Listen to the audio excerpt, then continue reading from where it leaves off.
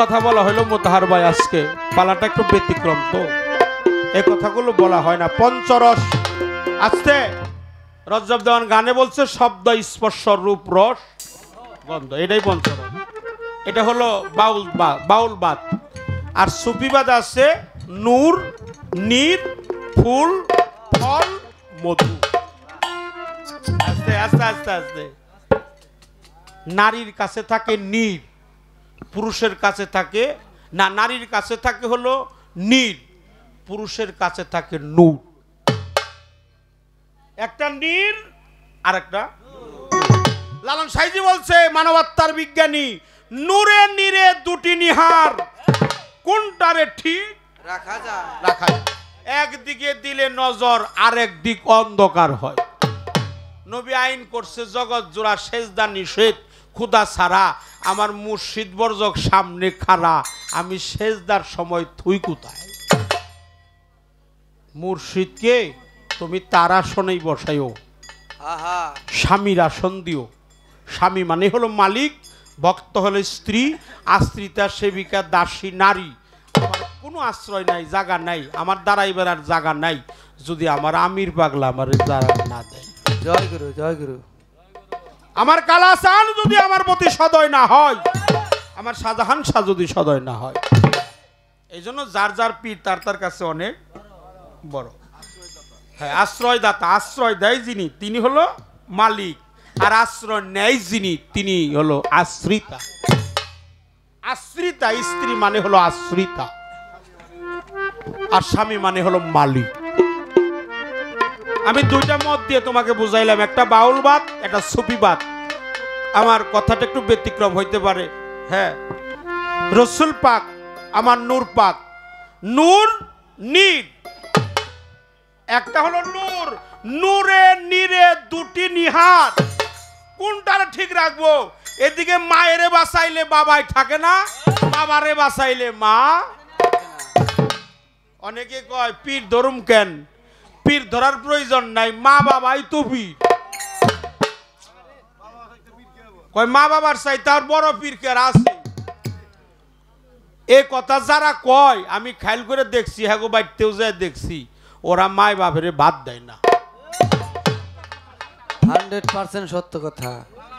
ওরা মা বাবারে বাদ দেয় না, কারণ কোন মুর্শিদ কয় না আমি একেবারে প্রত্যক্ষ একজন সাক্ষী। 1 কেজি ফল নিয়ে আমার মুর্শিদের দরবারে গেলে আগে জিজ্ঞেস করছে তোর মায়ের একটা দিছ। তাহলে আমার মা যে গুরু, গুরুর চাইতে গুরু, এটা আমার শিখাইছে আমার মুর্শিদ শিখাইছে, গুরুই শিখাইছে। এই দেহের মধ্যে মাতৃবস্তু আছে, পিতৃবস্তু আছে। বাবারে দেইগা শুই না চলবি, তোর মাতৃধন যেন ক্ষতি না হয়, তোর পিতৃধন যেন ক্ষতি না হয়। এই পিতৃধন মাতৃধন রক্ষা করতে পারলেই আস্তে আস্তে তোর মা বাবার ভজন হয়ে যাবে। এজন্য মায়ের কাছে হলো নীর, বাবার কাছে নূর। নূর নীর মিশাইলে হয় ক্ষীর, এই ক্ষীরের মধ্যে থাকে হলো পীর, ক্ষীরের মধ্যে থাকে যার যার পীর। পঞ্চরস রসেই ভরা, পান করে সাধু তারা, নুরানি তার চেহারা, দেখেছিলে নিও মুর্শিদ কইলে কোনো গোপন কথা কার কাছে না কইও, হাতে তুইলা দিলে কিছুটা প্রেমানন্দে খাইও।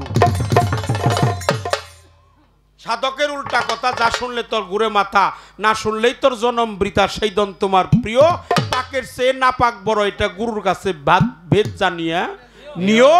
বাঁচার আশা থাকলে একবার মরার ওষুধ খাইও খাইও খাইও। নূরে নীরে দুটি নিহার এই দেহটা, এর ব্যাখ্যা দিয়ে দিলাম। পঞ্চরসের ব্যাখ্যা দিলাম, কাম নদীর ব্যাখ্যা দিলাম, ত্রিবেণীর ঘাটের ব্যাখ্যা দিলাম।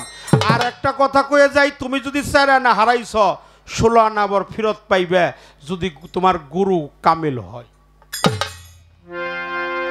আমাদের দেশে আমার মতো সাজা পীরের সংজ্ঞা তো বেশি, এখনো কামেল পীর আছে আমার চোখে, সেটা পড়ে না। আমি পীরকে ছোট করব না, আলেমকেও ছোট করব না, জ্ঞানী লোককে ছোট করব না।